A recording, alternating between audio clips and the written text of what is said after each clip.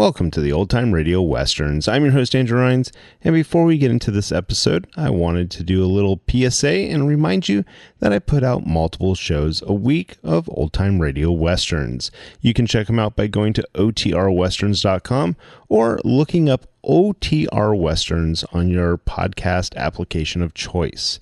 We're releasing over 10 episodes a week so far, about 100 a month. So definitely want you to check that out. Again, OTRwesterns.com and check it out. I also wanted to invite you to check out my sister podcast site, OT Netcast, and that's Netcast. So OT Netcast, Netcast, OTNetcast.com. We're currently releasing mystery genre shows, and this is shows like The Shadow, Escape, Suspense, and The Whistler. And we have plans on bringing other shows to the network for you guys to listen to. So it's my non-Western old-time radio channel that I can kind of do other genres that not only I like, but hopefully you would like too. You can check us out by going to otnetcast.com or searching OTNetcast on your podcast app of choice. Now let's get into this episode. This episode's Frontier Town. Original air date is in 1949, and the title is The Chavez Family. Frontier Town, the saga of the Roaring West.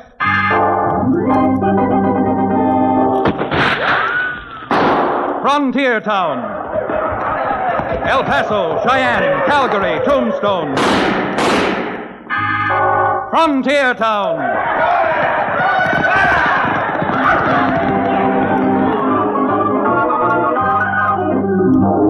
Here is the adventurous story of the early West, the tamed and the untamed. From the Pecos to Powder River, Dodge City to Poker Flat, these are the towns they fought to live in and lived to fight for. Teeming crucibles of pioneer freedom. Frontier Town!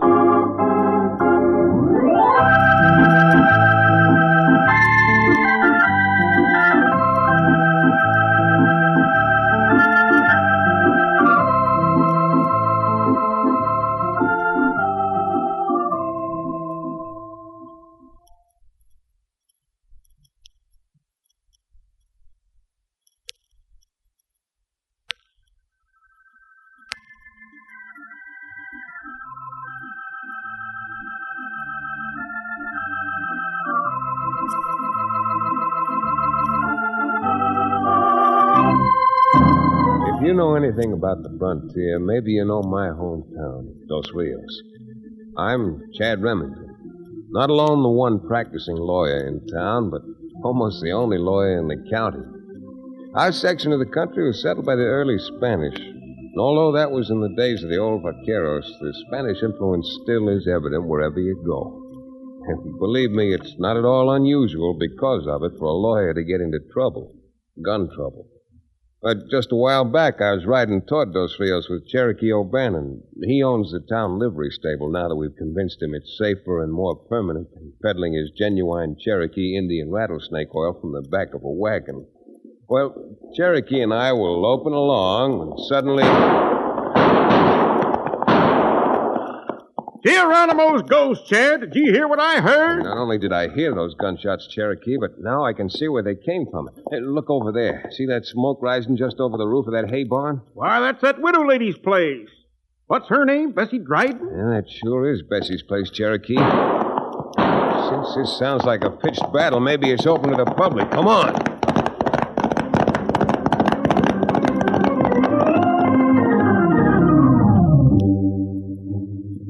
As we rounded the clump of aspens which shield Bessie's house from the road, we saw a sight which stopped us for a moment.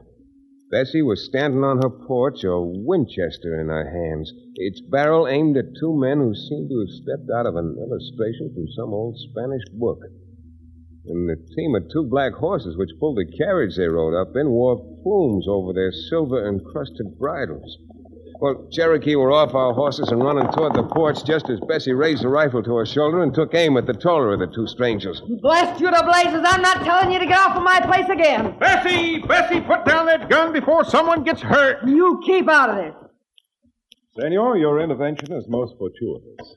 You might even have saved this woman's life. Yeah, well, I'm well excuse able me, to... Bessie, excuse me, but I'm taking that rifle before it goes off again. Here, Cherokee, you keep an eye on it. I'll keep an eye on her, too. And we both keep eye on la mujer, See, amigo? Okay, both watch her. Now, would someone mind telling me what this is all about? This overdressed oaf come out here and had the brass-bound gall to tell me I'd have to pay him rent for this place I homesteaded myself, or he was going to throw me off. And despite your threats, madam, I fully intend to. This land, all of it, belongs to the Chavez family. The Chavez family? Perhaps I'd better introduce myself. I am Don Alfredo Chavez Nagel, recently from Santa Fe. And this is my servant, Palmero. And you, sir? Well, I'm Chad Remington, Mr. Nagel, and I would like to know what you mean by you own all this land. I personally know that Mrs. Dryden and her late husband homesteaded this section more than 20 years ago. I'm not questioning the homestead. But only 2 weeks ago, this came to light. Oh? Grant from the King of Spain to my maternal grandfather, Don Alfredo Sepulveda Chavez y Dominguez. Expect me to believe that? Oh, wait, you may have to believe it, Bessie. Under the treaty by which we acquired this territory from Spain, we agreed to recognize all crown grants made by the King of Spain previously. May I see that parchment? I have no reason not to show it to you. Oh, thank you. Looks legitimate enough. Are you implying that it may be illegitimate? No, far from it. Not at all. You see, Mr. Nagel, I happen to be a lawyer. A by lawyer? nature. Then perhaps this meeting was more fortuitous than I at first believed. Senor Remington, for 3 days, Palmero and I have been driving constantly just to come to Dos Rios for the sole purpose of perfecting my title to this land. For that reason, I am in need of an attorney. And since you are one... Chad, if you take 5 cents of that land grabber's money, I haven't taken anything yet, Bessie, but since from the description in this deed, Mr. Nagel may hold title not only to your property, but to most of the ranches in this valley, I think it might be good business for all of us if we did ride into my office and talk this over.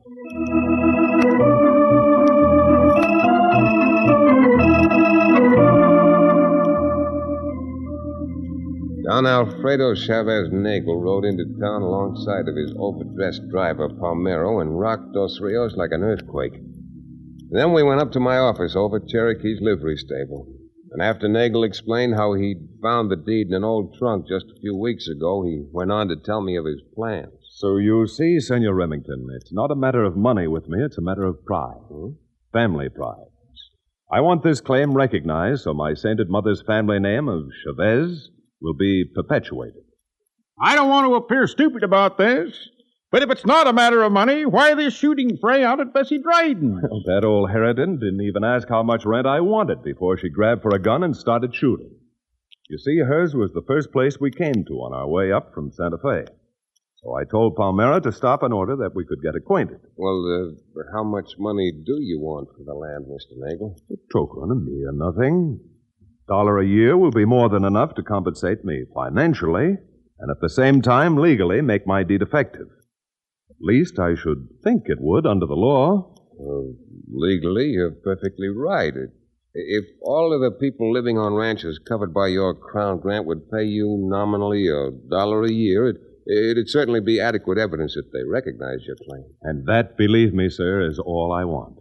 If you had ever known my mother, how beautiful and sweet she was, you would understand why I want to perpetuate her name by calling this the Ranchos Chavez.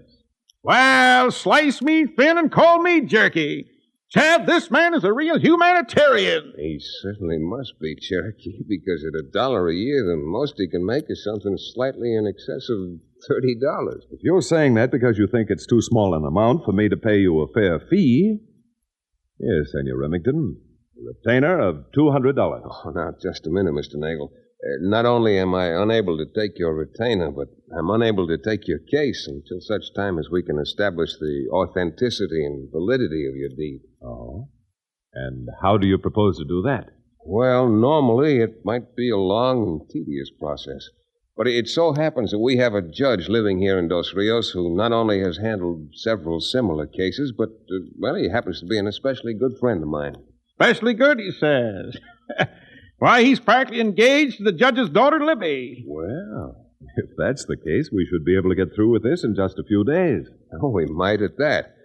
And this being nearly noon hour, with the judge coming home almost every day for lunch, I think this would be as good a time as any to get his expert opinion.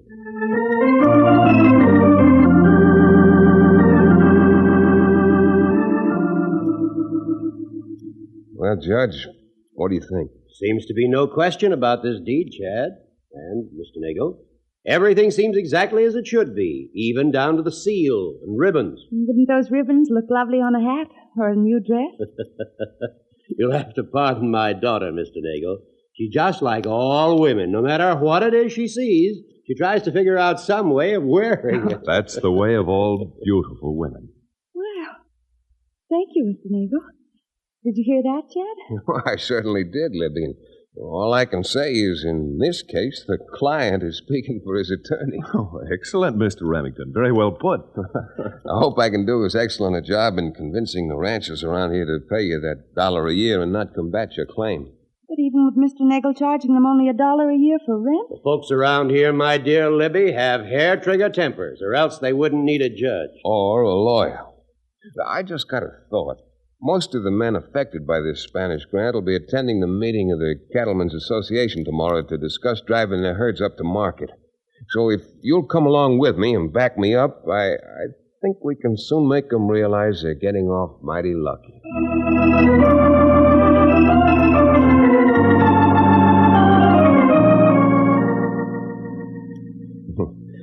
Getting off lucky. You'd have thought I was down there with process service trying to throw widows and orphans out of their homes. It took almost 5 minutes after I broke the news to bring any semblance of order back to the meeting. Folks, won't you please quiet down? Chad and I are just trying to tell you facts, and apparently you don't appreciate how fortunate you really are. Fortunate? With someone else taking our land out from under us? Now, Kirby, no one's taking anything out from under anybody. Matter of fact, the land doesn't even belong to you. Never did. Except that now Mr. Nagel's willing to let you keep the land by paying him $1 a year. Yeah, but suppose he changes his mind 2 years from now. He can't, Bodine. I've drawn leases for everybody that guarantees $1 rental for 49 years. I've seen Mr. Nagel's deed. It grants to his maternal grandfather in perpetuity the 12,800 acres north of Navajo Pass, as well as the 18,000-odd acres to the south of the pass by the Arroyo. And instead of charging you $1 an acre, which would mean $30,000 a year to him, Nagel's just going to charge 27 of you ranchers $1 apiece. Good grief, men. My own father settled here before most of you did.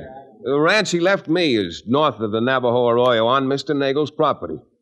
You're no better off nor any worse off than I am. And I'm tickled to death to sign this lease, just as I'm recommending to you all that you should. Well, I'm not going to spend all week arguing about these leases. If we don't get our cattle up to market, the buyers will have gone back east. Then we won't even have the $1 to pay for the lease. You got the lease with you, Chad? I'll sign. Well, now you're really talking. If you'll step up here, Mr. Nagel, and sign these leases as owner of the land, I'll see that these men execute them as the tenants.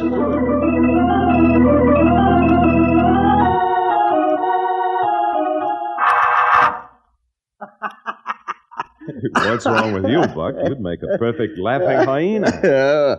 Oh, how you put it over on them. Oh, look, my friend. These lapses into your native English aren't necessary at all. Not alone had you better stick to that Spanish dialect, but as my driver, Palmero, you'd better practice it, too. Oh, si, I practice it good, I think, huh? Yeah, you know, when that judge got up and started talking about the north side of Navajo Pass and then the south side, I thought sure the game was up. I thought somebody had tumbled to what you were going to pull. My dear Buck, I mean Palmero. I've engaged the finest lawyer in the county, and I have the support of the judge. They are reputable citizens.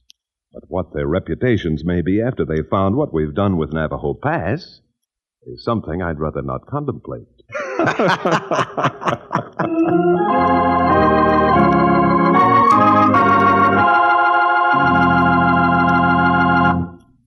We'll return to the exciting second act of our Frontier Town adventure in just about 1 minute.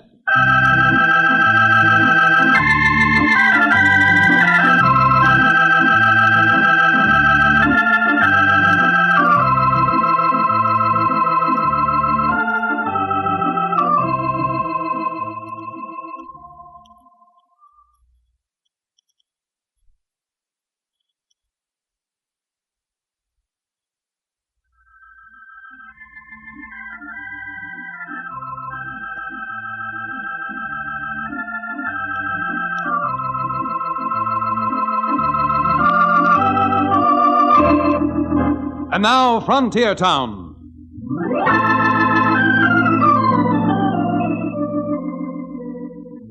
I don't know how much you know about women. The longer I live, the more convinced I become. I don't know too much.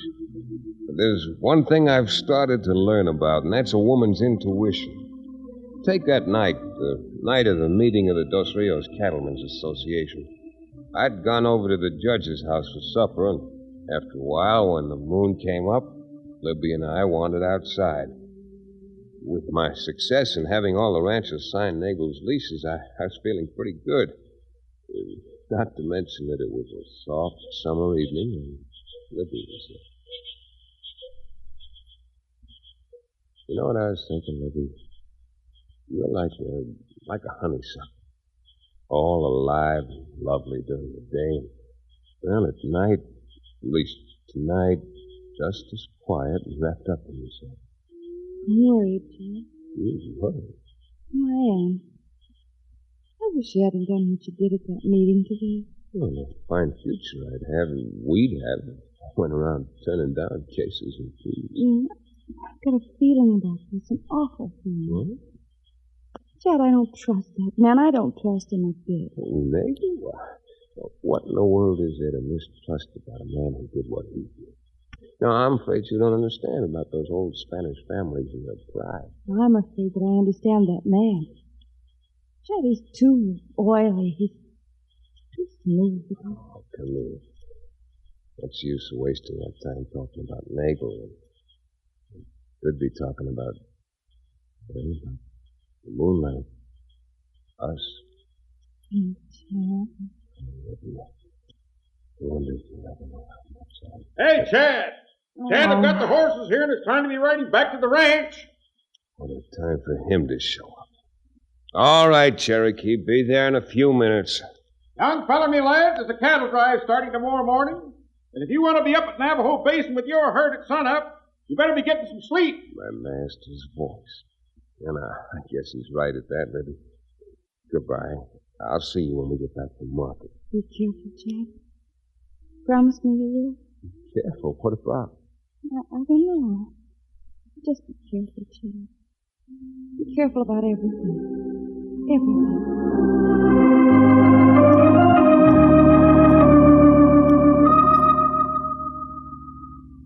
Be careful, she said.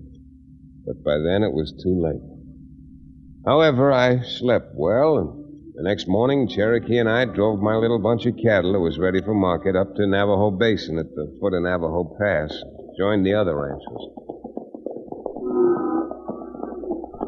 Dad, I doubt if I'll ever forgive you for taking me off of the back of that medicine wagon. Oh, maybe you'd rather have been lynched for selling that phony medicine. Phony or I, that rattlesnake oil is absolutely guaranteed 90 proof. I still think I'd rather have been lynched than to play nursemaid to a lot of cows. Yes, indeed. I really believe I would. Oh, Chad, you're late. One of the boys went up ahead already. Oh, must have been a wide open rush, eh, Kirby? Who was it that couldn't wait and started off by himself? That was Jim Bodine. Said it'd be slow going through Navajo Pass, and we'd catch up with him anyhow. Oh. Everybody else here? Yep, now that you two are. There's Frank Sherman, Ty McCarthy, and your old friend Bessie Dryden. Hi there, Bessie. You look beautiful even in the early morning hours. That's the way you sell patent medicine. Well, don't you try to sell me none of it. Why should he? I'm paying him more as a cowboy than he made perpetrating that medicine fraud. One thing I don't like about cowboying is these clothes. What's wrong with the clothes? Well, only got pint-sized pockets, and I'm a 2-quart man. What we ought to do is dress you up like a Newfoundland dog and put a keg around you. Chad, them shots. Seemed to me they came from up Navajo Pass. Navajo Pass? Well, that's where Jim Bodine just went with his cattle. For the love of Pete, look, isn't that a horse coming with its rider half off down out of the pass? Hey, look. Jim Bodine appears like he's shot. Hey, I wonder what in blazes happened. Oh, we'll soon be finding out. Here comes that horse, wide open. Hey, Cherokee, come on, lend me a hand. Oh, there. Hold it, you. Slow down. Come on now. Stand still. There. Hey, Jim, what in the world happened to you? Pass is barricaded. Won't let no one through. Barricaded? Who barricaded the pass? Your friend, your client, Nagel. What? Why, doggone you, Chad Remington, I got a good mind to knock your brains out. Oh, now, if Jim's right, Bessie, and Nagel did barricade the pass, I wouldn't blame you. That is, if I have any brains. Come on, Cherokee. We're going up into Navajo Pass ourselves.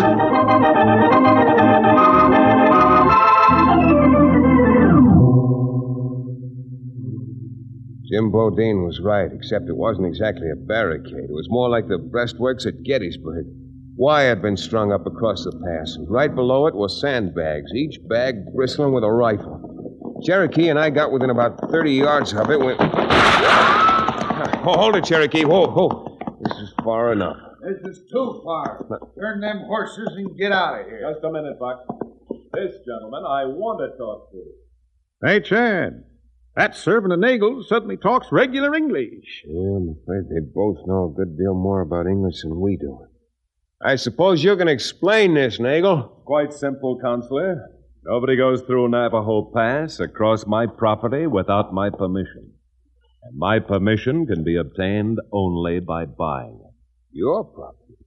Navajo Pass is a public road. Oh, so? You know, if you'd take the time to refer to some of the old maps, Mr. Remington, you'll find that the arroyo here to my left, which is on my property, used to be a riverbed, and that the river flowed down through this pass.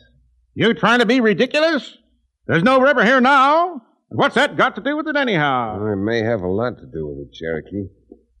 I suppose you realize, Nagel, that if you delay these ranches until the cattle buyers have gone back east, that every ranch is going broke. Naturally. And therefore, they should be glad to pay for the privilege of crossing my land. Let's say $5 a head. You know something? I'm even starting to doubt that this is your land. You know, your doubts might have been well-founded before you so nicely drew up those leases. Now it's of record that every rancher around here has acknowledged in writing my title to this land. Why, you're a bigger thief than I am. I used to be, that is. Nagel, all I can tell you is this. So far, you've succeeded in sucking me in, making a fool of me. That cattle's going to get to market on time. All right, turn that nag around, Cherokee. We're getting out of here.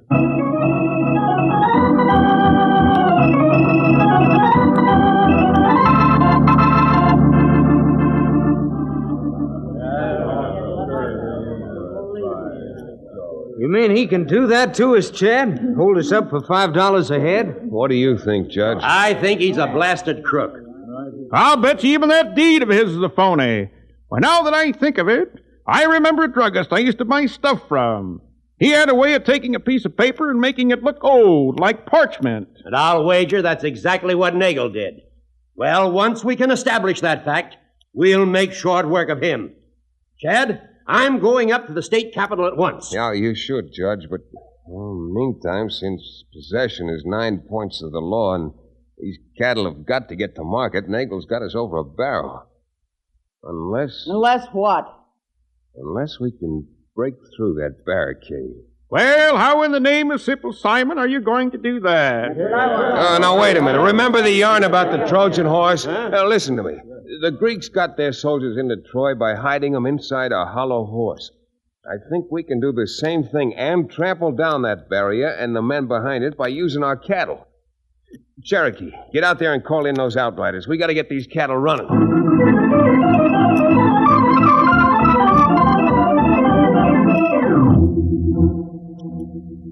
Why, after what I let them in for, they even listened to me doesn't make much sense.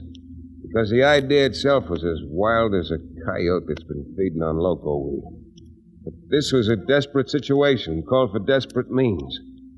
I knew that 50-odd ranchers and cowpokes wouldn't stand a chance against those rifles that stuck out of the barricade like quills out of a porcupine's back. About the only thing that could blast them out of there would have been cannon. Or, I hope, the surging, irresistible charge of some 3,000 head of cattle. Well, since, as we lawyers say, time is of the essence, we didn't waste time arguing. We lined up the herds about 8 abreast, packed close enough to just fill the pass so there'd be no turning back. And then with one wild whoop and the echoing roar of 6 guns, we started those cattle toward the barricade at a dead run.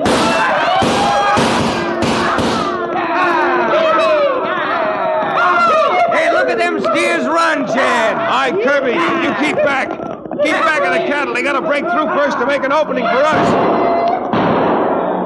They're getting through, Chad. They're getting through. Don't let them get away. Come on. What are you packing left?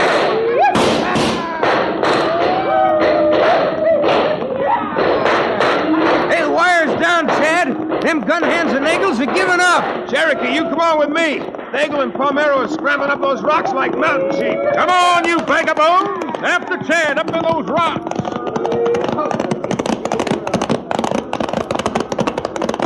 Nagel, either stand where you are or we're going to run you down. Don't.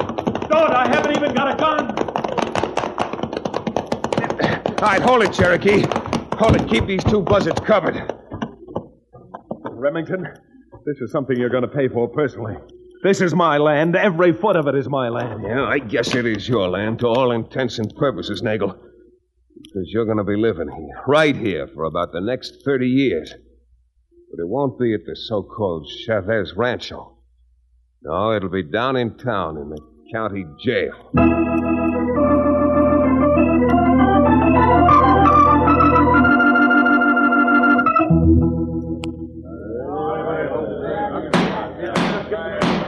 Quiet! Quiet! There'll be silence in this courtroom while I pronounce sentence on the prisoners. Alfred Nagel, you will rise. This court finds you guilty of forgery, attempted homicide, and of operating a bunco game, and sentences you and Buck Palmer, alias Palmero, to state's prison for from 20 to 50 years at hard labor. Court dismissed.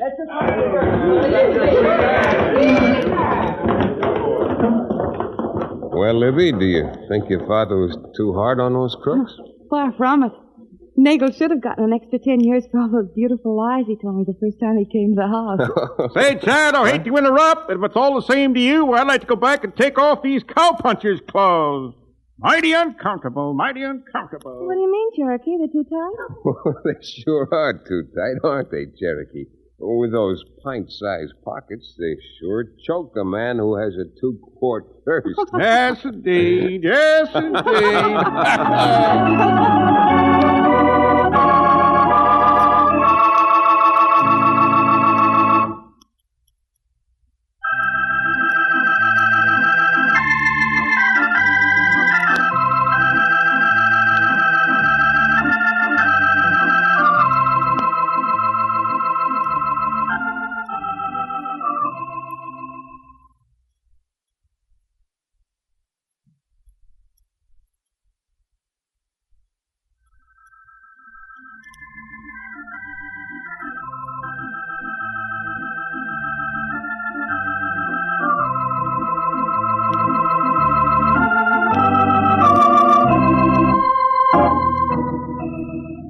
Frontier Town, starring Tex Chandler, is a Bruce Ells production. Story and supervision by Joel Murcott. Direction by Paul Franklin. Music written and played by Ivan Ditmars. Be sure to be with us again, same time next week, for another fine action-adventure story with your favorite young Western star, Tex Chandler. This is Bill Foreman telling you that Frontier Town came to you from Hollywood.